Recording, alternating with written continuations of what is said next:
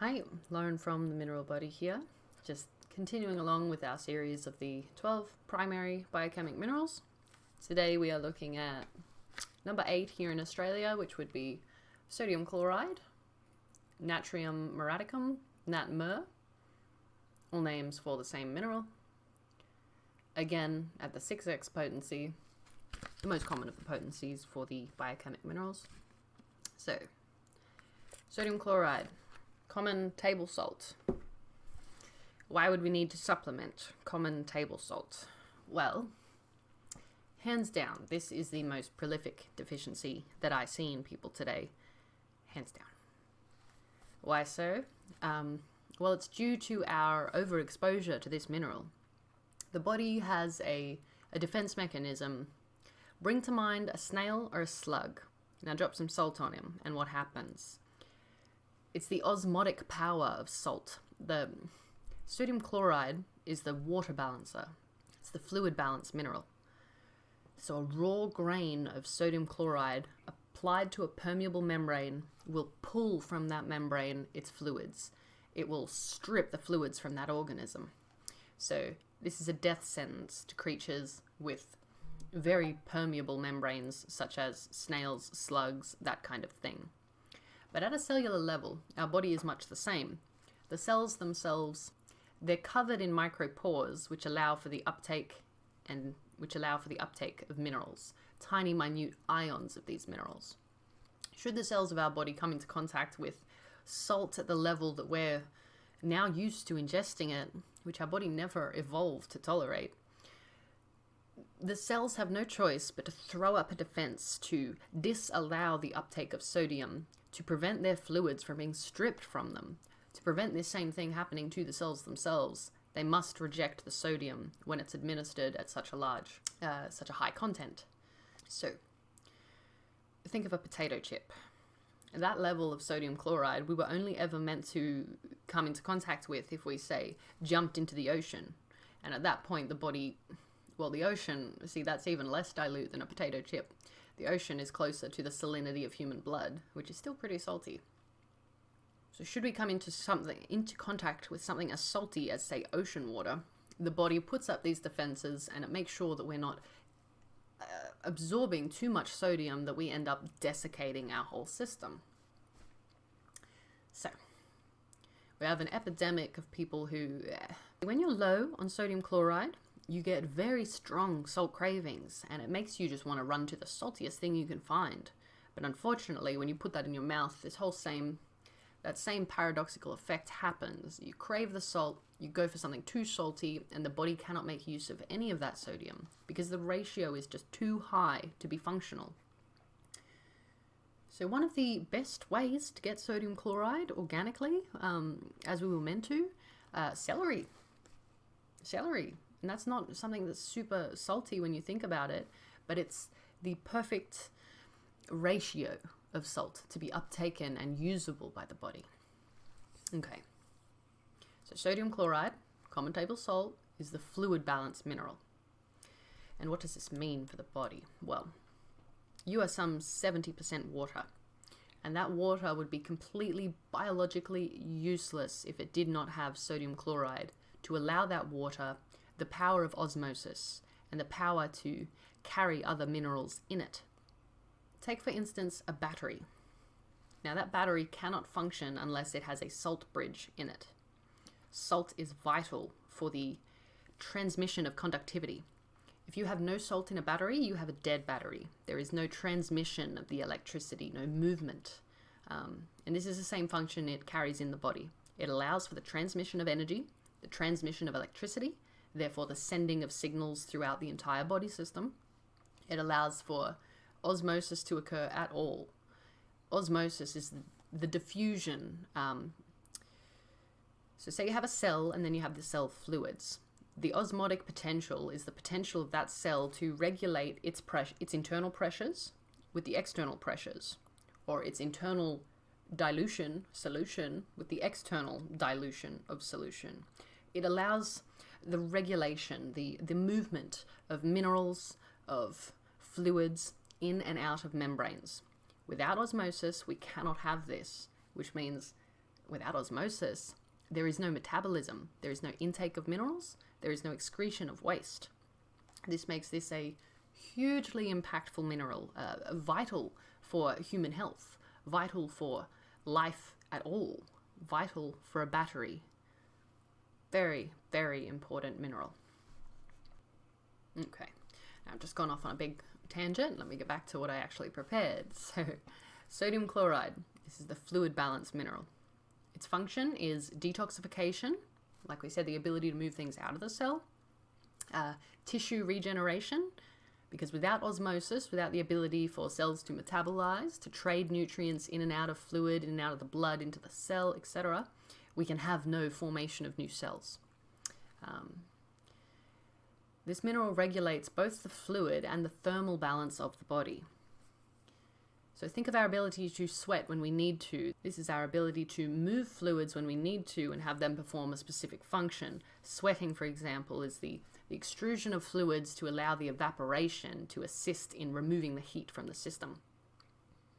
So this mineral allows efficient movement of nutrients into cells and waste matter to be taken away for excretion.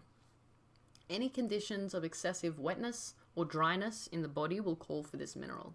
So some quick examples. Excessive wetness would be eyes that just keep watering. It could be a postnasal drip. It could be just excessive saliva in the throat, in the mouth. All of these are examples of an excess of water, an excess of fluids. Edema somewhat as well. That's more the realm of the water eliminator. Sodium sulfate, more of a purgative agent for the fluids.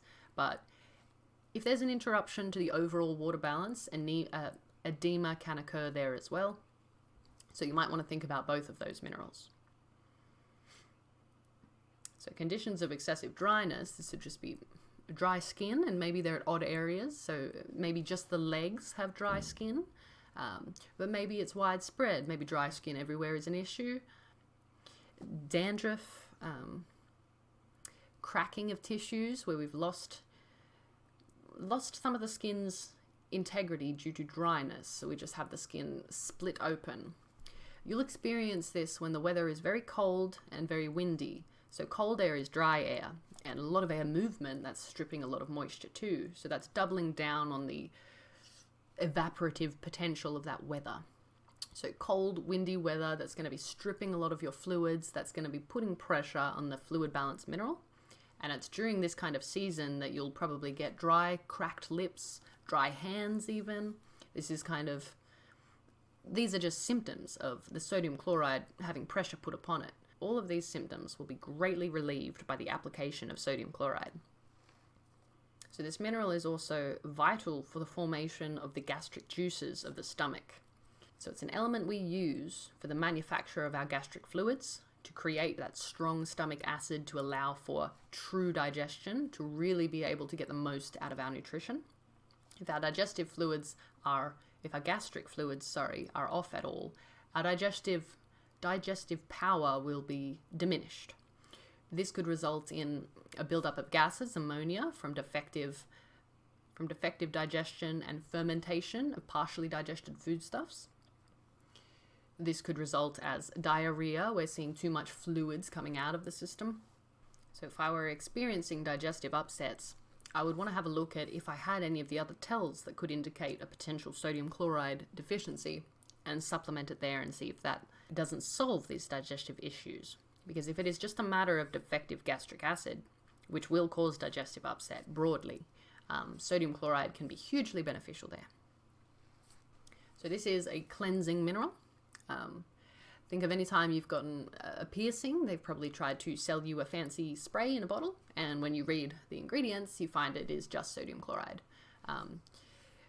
So when applied directly to an open wound, sodium chloride will have that same effect I mentioned with the slug and the snail. Should there be any little bacterium, little organisms setting up in that open wound, applying the sodium chloride will neutralize them by stripping their fluids, but it will also... Topical application of sodium chloride, it will seep into the skin and allow the enhanced regeneration of tissues through this enhanced osmotic potential. This is going to speed the rate at which cellular metabolism can occur, cellular division, bringing nutrients products to the surface to feed skin cells to enhance the speed of regeneration, etc., etc. This mineral is hugely beneficial to the metabolic processes of the body. Very broad. The other reason it is so good for detox is it has a particular affinity for metallic agents in the body. So sodium chloride is fantastic for purging some of the heavy metals, some of the metal irritants we can come across in the environment, especially in this day and age. It is also wonderful for organic poisons. So mosquito bites, bug bites, any kind of itching, stinging, even an itching plant. Sodium chloride would be my first go-to for a topical application to remove that organic poison, the irritant causing the pain. Sodium chloride applied directly to rashes or bug bites like that, it'll take the itch and the sting out of that. So hugely helpful there too. So it keeps the membranes moist and functional. This is important for our sense of smell and taste, which are the initiatory factors for digestion. This isn't overly well known, but it should be. Your sense of smell is the initiatory stage for digestion. I mean, you probably know it. You walk past food and then all of a sudden your stomach starts activating. This is purposeful. There's actually quite a bit of preparation that has to take place in order for you to be able to digest things properly. The perfect way that this occurs is you scent the food, we begin manufacturing digestive acids, you'll get saliva filling in your mouth.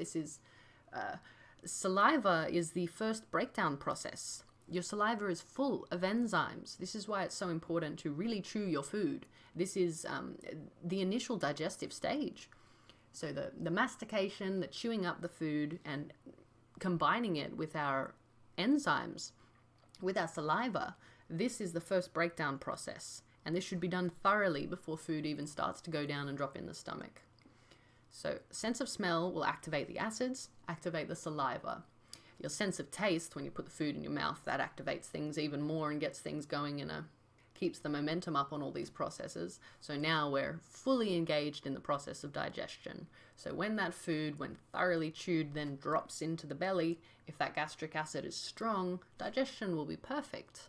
The uptake of minerals will be perfect. But all of these factors are very important in that. So should your sense of smell and taste not be functioning, so you don't smell the food, you haven't given your body the go-ahead to produce the digestive acids, so then when you put the food in your mouth and you've not pre-primed the system to be producing the saliva rich with the digestive enzymes, your first phase of digestion is subpar. And then this partially initially digested chewed food drops into a stomach with defective gastric acid. Now we're definitely going to have defective digestion. We're not going to be able to get the depth of nutrients out of that foodstuff than we would have if we had a truly primed digestive system ready to uptake that. So if digestive upset and malnutrition is an extremely common problem that you have, I'd be looking at sodium chloride. And again, because this is such a prolific mineral in the body, and because the biochemic minerals are so diluted, like we spoke about in the very first episode, I think, at the 6x potency, there is 1 molecule of sodium chloride per million molecules of the binding agent. So this whole bottle of 200 tablets probably has as much less salt than 1 potato chip. The entire bottle. We're giving minuscule doses of sodium chloride. So if defective digestion is a common issue that you have, try supplementing the sodium chloride for a few weeks and see how that goes. You won't be able to overload the system even if you were taking three times daily for a week or two with no signs of need. The biochemic minerals, because they are so gentle, so minuscule, it's very difficult to cause trouble with them. In saying that, the wisest course of action is always to apply the mineral you have tells for. If your body is screaming for it, supply it. That makes sense. it's not too difficult to go through this little checklist and just, do I have the physical symptom? Do I have the visual symptom? Does my tongue look like that? Well, if you have all three, it's a no-brainer. Take the mineral. Okay, so sodium chloride, found in all tissues and all body fluids. So that tells you how prolific this mineral is. Found everywhere, all throughout the body. No fluid would be biologically usable without some sodium chloride. That's pretty profound. So primarily found in the blood, heavily found in the kidneys, the mucous membranes, and the cartilage. Notes on usage. Because it is contained in large amounts in the body, it can be taken regularly. Because our civilization, as we have set it up, is so prolific with all of the cravings and all of the fun stuff, it's so easy to overload on this mineral. So you might be totally fine for sodium chloride, but then you eat takeaway. You could probably do with a little bit of supplementing after that, just to say, sorry for that massive overload of salt. Here's some actually biologically usable salt to regulate that balance again. So applications for this mineral: anemia, especially when it's kind of a complicated anemia that nothing mainstream seems to remedy. This could be due to deficient blood. One of the two primary minerals required, absolutely necessary to furnish new blood, is sodium chloride, the other being calcium phosphate, due to its affinity for making proteins usable in the body at all. Proteins are absolutely necessary for any new cell to be produced, and to enable any metabolism, any trading of anything in the body, we must have functional sodium chloride levels. So, beneficial for arthritis. It'll be nourishing to the cartilage. It'll allow for the excretion and detox of those tissues. So the maintenance of mucous membranes and cartilage, ligaments, that kind of thing, sodium chloride is going to be beneficial for. Burning urination. Oftentimes this could be a sign of having to excrete too much salt. Again, this mineral is found quite heavily in the kidneys, so any kind of kidney upset, you could think about sodium chloride as a potential influencer there. Applying to burns. So for burns, sodium chloride is going to be beneficial for its enhanced tissue regeneration and also for the fluid balancing. So a burn, it would have, the heat in itself would have displaced some of the fluids around that area. So sodium chloride will help those fluids permeate back into the areas that were affected and also enhance the ability for us to replicate new cells and quickly cover that burned area with functional, strong, integral skin. When the circulation is poor, whether this is due to deficient blood or lax nerve function, like we spoke about with the battery, the transmission of stimulus, the transmission of electricity in the body, this is going to be nourishing to nerve function, allow the nerves to quickly transmit their signal where they need to transmit it. Like I said, for a battery to function, we need that salt bridge, we need sodium chloride. So for coughs that are dry or really just persistent and tickling, this could be due to some mucous membrane upset, and regulating the fluids of the mucous membrane will remedy that. Whenever you experience strong salt cravings, this is an obvious tell for sodium chloride and could be rectified simply and just in a far more beneficial way with the application of sodium chloride. For diarrhea, should this just be an issue of dysregulated fluid, sodium chloride will remedy that, or if it's an issue of defective digestion. For eye ache with a lot of watering, think fluid balance. Dry skin, again, deficient moisture. When the face is puffy and just moist, again, that's fluid balance. For hemorrhoids, so this is just going to be, how are our mucous membranes? What is the state of them? Do they need more nourishment? A little bit more regeneration potentially?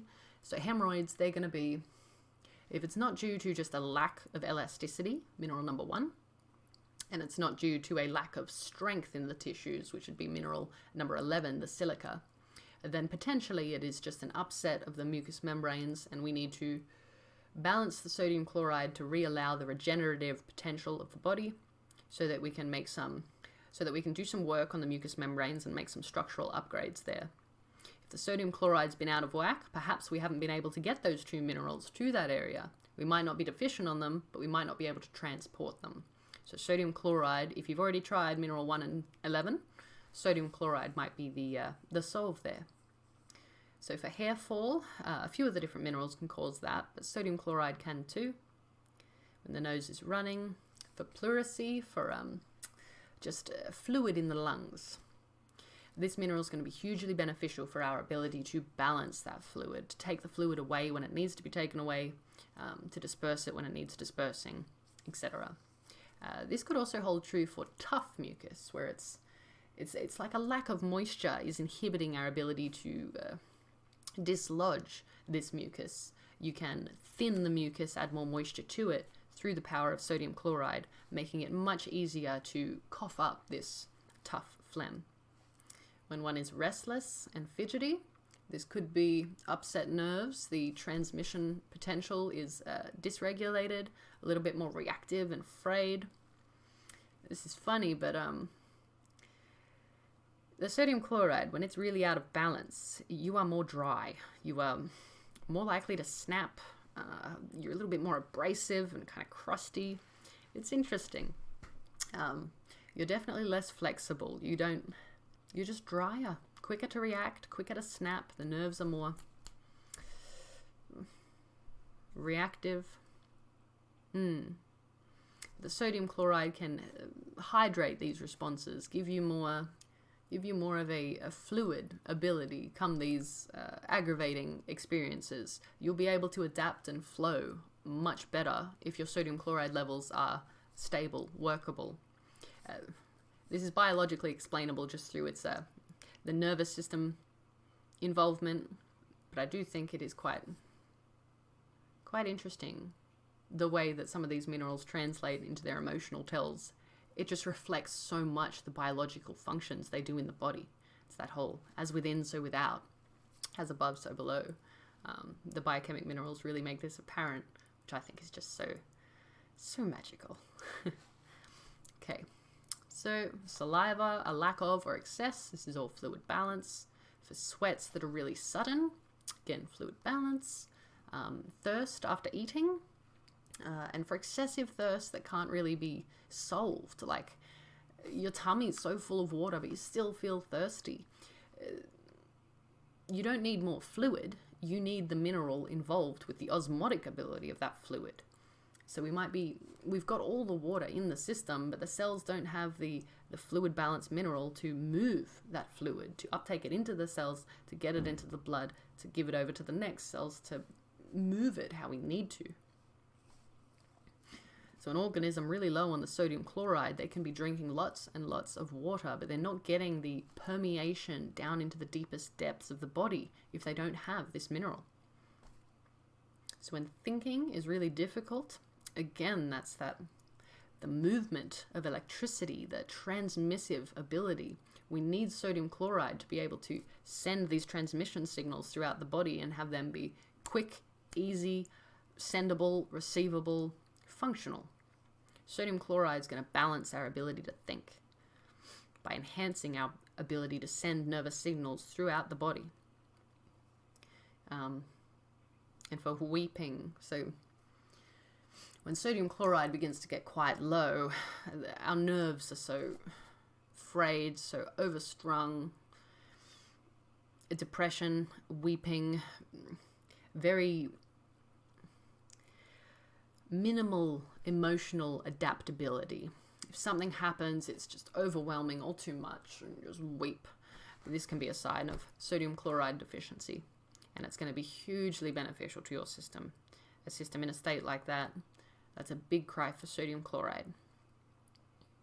This is, if I were to try and put it into words, I would say this is a system that is so frustrated with its inability to be able to send transmissions where it needs to. Should something come up where the organism needs to react, be able to think, be able to function, there would just be this frustration in the system because the body would know it just can't output anything. So what can it do but weep? Yeah, that would be my assessment of that phenomenon. So the facial tells for this mineral, The skin has like a gelatin shine.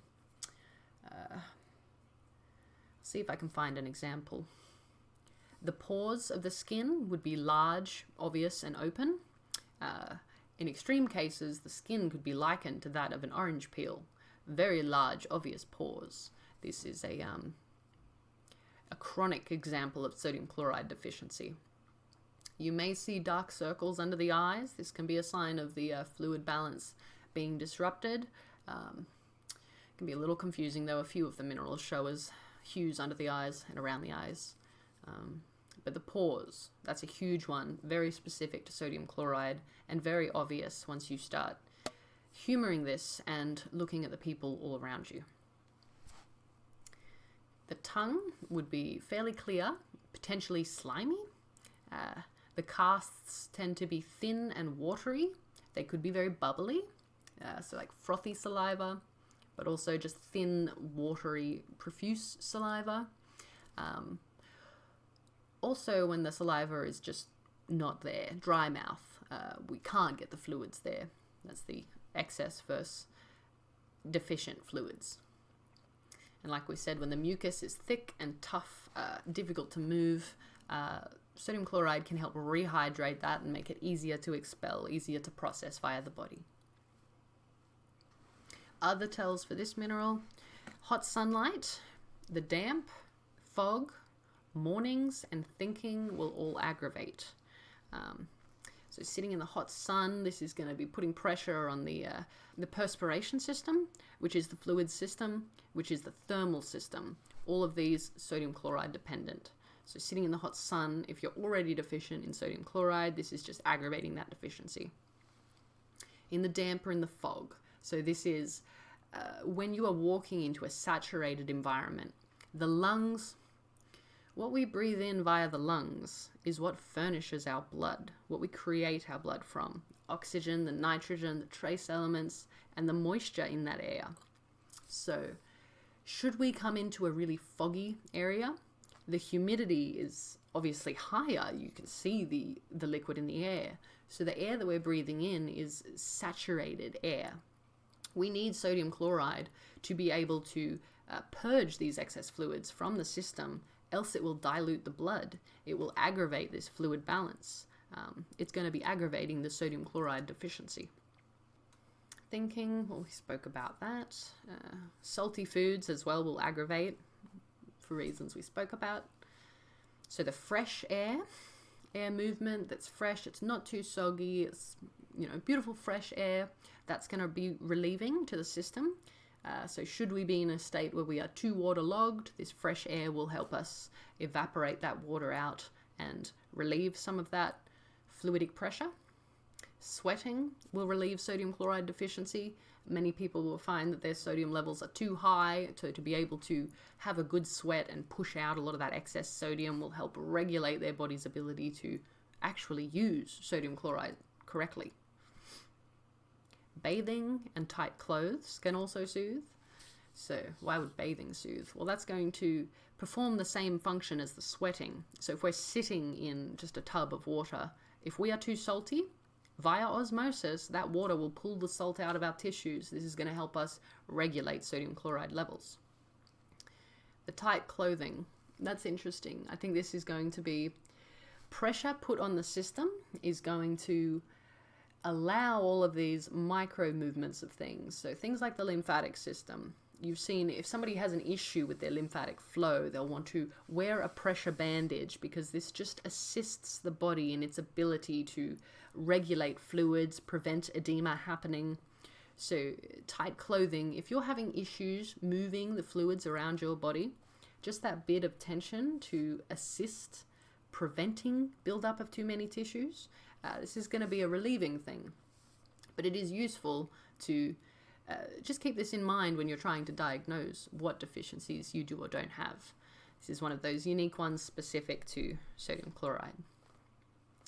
So yeah, an extremely fundamental mineral. Being that the human body is some 70% water, all of that water would be absolutely inert, useless, no biological function if it did not have sodium chloride in it to imbue it with these magical qualities the quality of osmosis to be able to balance and trade minerals, the ability for it to carry minerals, that too, sodium chloride, entirely. So for the ability to perform osmosis at all, which dictates our ability to perform any cellular function. All cellular metabolic functions require osmosis to move any mineral anywhere. For water to be functional, it must have sodium chloride, and once it has that sodium chloride, it can hold the charge to attract other minerals into it. It can carry that in the body fluids and use its osmotic potential to give those minerals to whatever cell requires it. For the functionality of the nerves, like we spoke about with the battery, there is no current in a battery without the salt bridge, and there is no communication of nerves, no sending of signals in the body without sodium chloride. And for the regenerative potentials, same with calcium phosphate, no new cell can be created unless sodium chloride is functioning properly. And the very last one, for the detoxability, for sodium chloride's ability to neutralize organic and metallic poisons, and for, of course, the metabolic and osmotic potentials, allowing us to move, excrete, get rid of these toxins. Yeah, massively, massively influential mineral, one that I recommend everybody have on hand.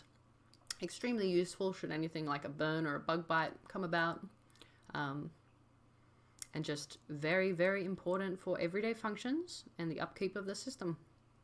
So, yeah, a very common mineral, but a mineral that most everybody is ignorant of the depth of our need for this mineral. Yeah, no table salt, there would be no life on Earth. That's not an overstatement. That's a fact. There would be no life on Earth. There would be no batteries ever made. No plants ever made. So yeah, an extremely beneficial mineral, a very important one, and a useful one to learn the tells for. Just because this is one that so many people will experience deficiency at one point or another in their life in this mineral. And should this mineral become deficient and stay deficient, there will absolutely soon be other minerals becoming deficient. If you halt the function of this mineral, there will be a backlog very quickly. And if there is a backlog, there will then be buildup of bacteria, because any kind of backlog of toxin in the body creates a habitat that bacteria can thrive in, as can fungus. This is a very important one to keep an eye on. Many problems boil down to just a brief halting of the function of this mineral and the ramifications that then ensue. So yeah. And we've only just scratched the surface of the function of this mineral in the body, but just an overview of some of the most important functions that this mineral provides. Thank you for listening. I hope you've enjoyed. Any questions, just chuck them in the comments or hit me up on the website at www.themineralbody.com and we can go from there. Thank you. Bye.